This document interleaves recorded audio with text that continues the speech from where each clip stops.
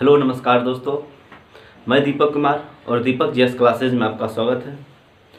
हम लोग पॉलिटी तो पढ़ ही रहे हैं, लेकिन आज से ज्योग्राफी के ऊपर क्लास भी चलेगी, यानी कि आज हम लोग ज्योग्राफी स्टार्ट कर रहे हैं। तो आप लोग अपना प्यार देते रहे, हमारे चैनल को लाइक और सब्सक्राइब करें और अपने दोस्तों में शेयर करें, जिससे हम मोटिवेट हो और रेगुलर क्लास ले सकें। तो आज हम लोग ज्योग्राफी के बारे में पढ़ेंगे। तो ज्योग्राफी में आज हम डिटेल्स में नहीं जाना उसको, पहले सिर्फ हम आज देखेंगे ज्योग्राफी क्या है। देखिए, पॉलिटी भी हम लोग पढ़े थे, उसमें जाने थे उसकी उत्पत्ति कैसे हुई। कोई भी सब्जेक्ट की उत्पत्ति दार्शनिक से होती है, कि सोच से होती है, फिलॉसफी से होती है। वही पॉलिटी में भी पढ़े थे। ज्योग्राफी देख, कोई भी सब्जेक्ट होते हैं ना, उसकी उत्पत्ति एक दर्शन से होती है, यानी कि फिलॉसफी से होती है। आदमी पहले दर्शन क्या है, यानी कि फिलॉसफी क्या है, पहले कोई भी आदमी कुछ सोचता है, सोचने के बाद जब प्रूफ हो जाता है ना, तो साइंस बन जाता है। जो पहले सोचता है क्या होता है, वही दर्शन होता है। जब प्रूफ उसका मिल गया तो क्या होगा, साइंस बन गया। तो कोई भी सब्जेक्ट की उत्पत्ति फिलॉसफी से होती है। तो आज कुछ फैक्ट की चर्चा करेंगे और सिर्फ इसका यानी कि ज्योग्राफी का आज हम परिचय लेंगे, सिर्फ परिचय देखेंगे, उसके बाद आगे क्लास करेंगे। तो देखिए, ज्योग्राफी है ना, ज्योग्राफी की जो उत्पत्ति होती है वो ग्रीक वर्ड से होती है। क्या ग्रीक वर्ड, ग्रीक देखिए क्या है, ग्रीस एक देश है जिसकी राजधानी कहाँ है, एथेंस है। देखिए लिख रहा है, सॉरी,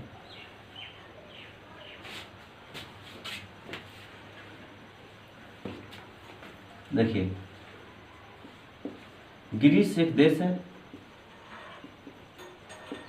एथेंस क्या है, देखिए ग्रीक देश है, इसकी राजधानी कहाँ है, एथेंस है। एथेंस वही है जहाँ से ओलंपिक खेलों की शुरुआत हुई थी। एथेंस क्या है, जहाँ से ओलंपिक खेलों की शुरुआत, यानी कि एथेंस से ही ओलंपिक खेलों की शुरुआत होती है। यानी कि जो ज्योग्राफी की जो उत्पत्ति होती है, ये कहाँ से होती है, ग्रीक वर्ड से होती है, यानी कि यूनानी शब्द से होती है। देखिए ज्योग्राफी कैसे बना, जियो और ग्राफी, दो ग्रीक वर्ड मिलके ना, क्या दो ग्रीक वर्ड मिलके ज्योग्राफी बनता है। जियो और ग्राफी, कौन कौन वर्ड है, ग्रीक वर्ड जियो है और ग्राफी है। जियो मतलब क्या होता है, पृथ्वी। जियो मतलब पृथ्वी और ग्राफी मतलब वर्णन। जैसे पृथ्वी है, समझिए पृथ्वी जब हम रहते हैं, पृथ्वी के बारे में जब हम अध्ययन करते हैं, उसका वर्णन करते हैं ना, वही ज्योग्राफी होता है। जैसे पृथ्वी पे वायुमंडल देखते हैं, ज्वालामुखी देखते हैं, पृथ्वी का आंतरिक संरचना देखते हैं, उसके प्लेट के बारे में जानते हैं। यानी कि पृथ्वी पर जितना भी घटनाएं होती है, तापमान का बढ़ना हुआ, तापमान का घटना हुआ, सब पृथ्वी पे होता है। इसका जो हम वर्णन करते हैं, उसका उल्लेख करते हैं, क्या होता है, ज्योग्राफी कहलाता है। तो ज्योग्राफी समझ गए। देखिए पहले समझे उत्पत्ति कहाँ से हुई, ग्रीक से हुई, यूनान यानी कि एथेंस, ग्रीस की राजधानी का एथेंस है, यानी कि उत्पत्ति ग्रीक से होती है।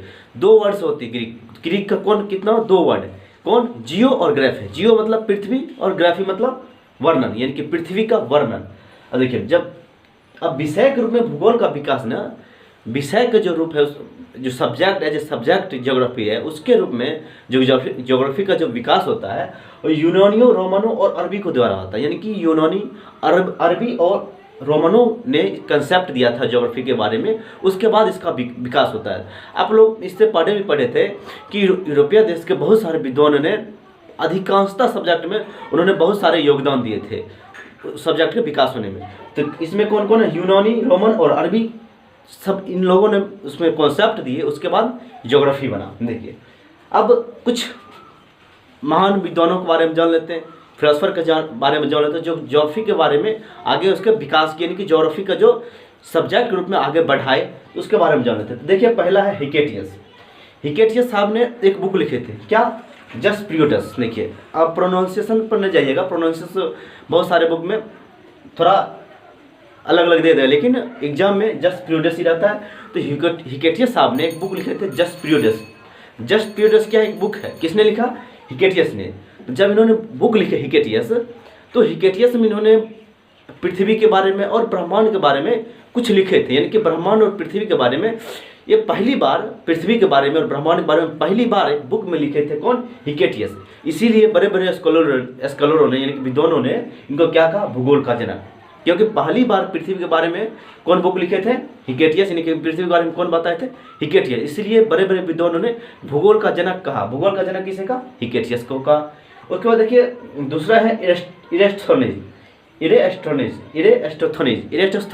ये एक दार्शनिक और विद्वान थे। क्या? दार्शनिक और साइंटिस्ट भी कर सकते हैं। ये जो है एक शब्द दिए ज्योग्राफी का। देखिए ज्योग्राफी का शब्द कौन दिए? इरेस्टोथनीज ने ज्योग्राफी का शब्द दिया, और ज्योग्राफी का शब्द दिए और इसमें उन्होंने ज्योग्राफी के बारे में उसके अरेंज करके, यानी कि ज्योग्राफी को व्यवस्थित करके लिखे थे। ज्योग्राफी को व्यवस्थित किए थे कौन? इरेस्टोथनीज। यानी कि ज्योग्राफी को व्यवस्थित कौन किया? तो इरेस्टोथनीज। इसीलिए व्यवस्थित भूगोल का जनक किसे कहा जाता है? इरेस्टोथनीज को। क्योंकि देखिए पहला तो ज्योग्राफी का शब्द दिए, ज्योग्राफी का शब्द दिया, दूसरा नंबर कि इन्होंने ज्योग्राफी को व्यवस्थित रूप से ढंग से बताए थे, इसलिए इनको व्यवस्थित भूगोल का जनक कहा जाता है। किनको? इरेस्टोथनीज को। अब देखिए तीसरा है अलेक्जेंडर वॉन। ये थे जर्मन के। कहाँ थे? ये है जर्मन के।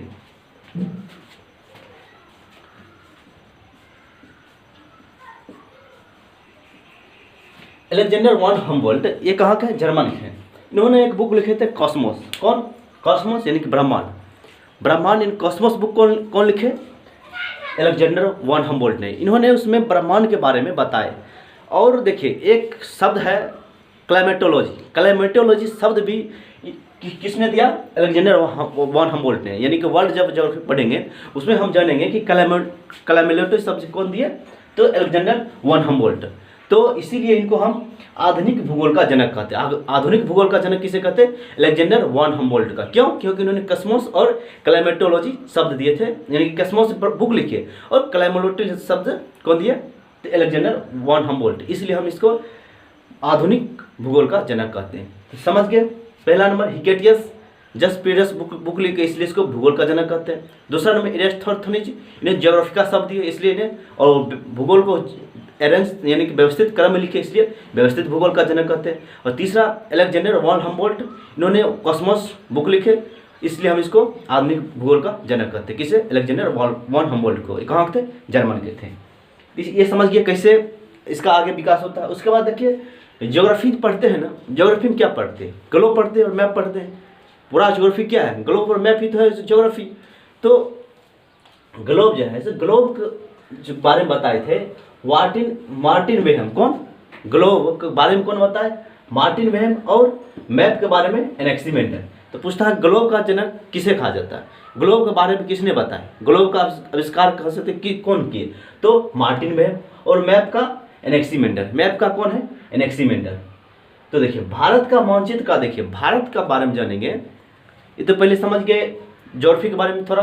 देखिए भारत के बारे में पढ़ेंगे तो भारत का जो मानचित्र है उसका कॉन्सेप्ट जो दिए थे ना अरबी लोग। देखिए हम क्या बोल रहे हैं? भारत का मानचित्र नहीं बोल रहे भारत का मानचित्र का जो कॉन्सेप्ट है वो अरबी लोग दिए थे। कौन? अरबी लोग। तो भारत के मानचित्र के कॉन्सेप्ट कौन दिए? अरबी लोग। लेकिन भारत का जो मानचित्र है, देखिए भारत के पहले मैप को एनोविले ने तैयार किया। हम क्या बोले? कॉन्सेप्ट कौन दिए?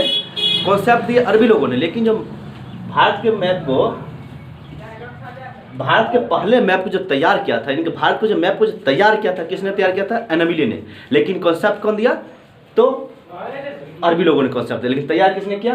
तो एनोविले ने। भारत का जो प्रथम मैप था उसको तैयार किसने किया? एनोविले ने। तो क्वेश्चन लेकिन ऐसा रहता है, क्वेश्चन आता है कि भारत को मैप को विश्व के मैप पर किसने, यानी कि भारत के मानचित्र को विश्व के मानचित्र पर किसने दर्शाया? तो टॉलेमी ने। किसने? टॉलेमी ने। यानी कि भारत के मैप को जो प्रथम बार विश्व के मानचित्र पर किसने दर्शाया? तो टॉलेमी ने दर्शाया था। अब देखिए भूगोल को तीन पार्ट बांट गया। कितने भाग बांटा गया? 3 भाग में। एक होता है वर्ल्ड ज्योग्राफी, एक इंडियन ज्योग्राफी।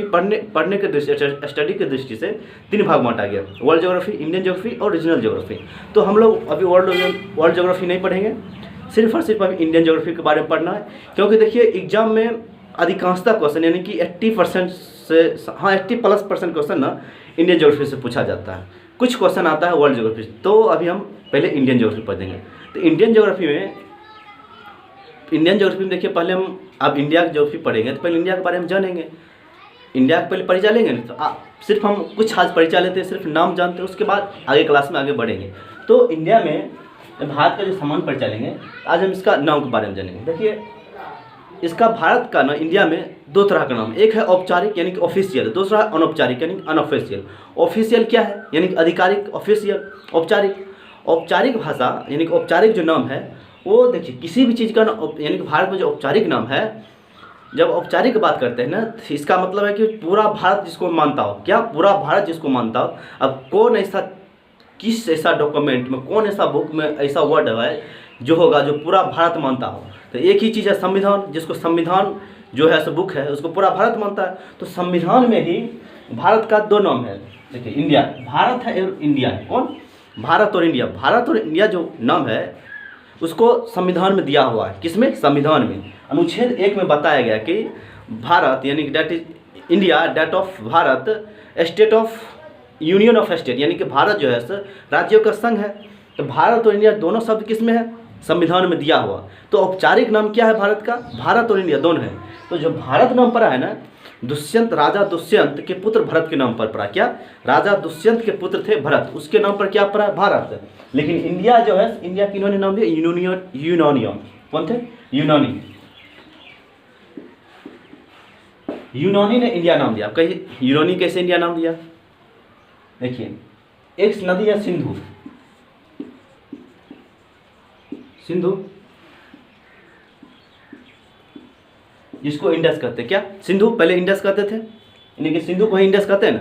तो इंडस से ही इंडिया निकल का है। क्या? इंडस से ही इंडिया निकल का है। और किसने दिया? इन्होंने ने दिया इंडिया नाम। तो आता है कि इंडिया नाम किसने दिया? इन्होंने ने दिया। कैसे निकल का है? इंडस से निकल का है। ठीक है, औपचारिक नाम खत्म हो गया। अब देखिए एक अनौपचारिक नाम, यानी अनऑफिशियल नाम। अनऑफिशियल नाम देखिए हम लोग 4-5 जानते थे। कौन? आर्यवर्त, भारतवर्ष, भारत और एक और हिंदुस्तान। 4 नाम जानते थे, लेकिन 2 मतलब आज हम 6 नाम के बारे में जानेंगे। और कहाँ से आया इसका भी, यानी कि उत्पत्ति कैसे, इसका नाम कैसे पड़ा, इसका भी अध्ययन करेंगे। देखिए अनौपचारिक यानी अनऑफिशियल, पहला देखिए आर्यवर्त और भारतवर्ष। कौन? आर्यवर्त और भारतवर्ष, ये दोनों का ना वेद में इसका उल्लेख है। किसमें? वेद में। वेद में आर्यवर्त और भारतवर्ष। देखिए अब देखिए आर्यवर्त कैसे आया? आर्यवर्त सिंधु सभ्यता, यानी कि सिंधु सिविलाइजेशन का जब खत्म हुआ तो कौन आया? वैदिक सभ्यता आया। सिंधु सभ्यता के बाद कौन आया? वैदिक सभ्यता। जब वैदिक सभ्यता आया था तो वैदिक सभ्यता के लोगों को बसाया किसने था? आर्यों ने बसाया था।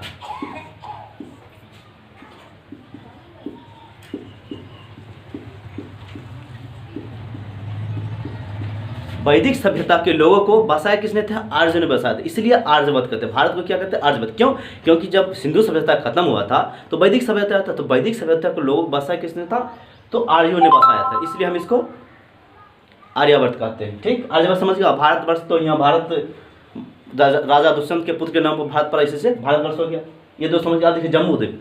जम्बू द्वीप ना भारत को नहीं कहते हैं। जम्बू द्वीप पूरा एशिया को जम्बू द्वीप कहा जाता है। क्या? पूरा एशिया को जम्बू द्वीप कहा जाता है। यानी कि वेदों में उल्लेख किया गया कि पूरा पृथ्वी को ना 7 द्वीपों में बांटा गया। हम पढ़ते हैं 7 महाद्वीप है, लेकिन वेदों में कहा गया है कि पूरा पृथ्वी को 7 द्वीपों में बांटा गया है। अंटार्कटिका को छोड़ दीजिए तो उत्तरी अमेरिका को पुष्कर द्वीप कहा गया है।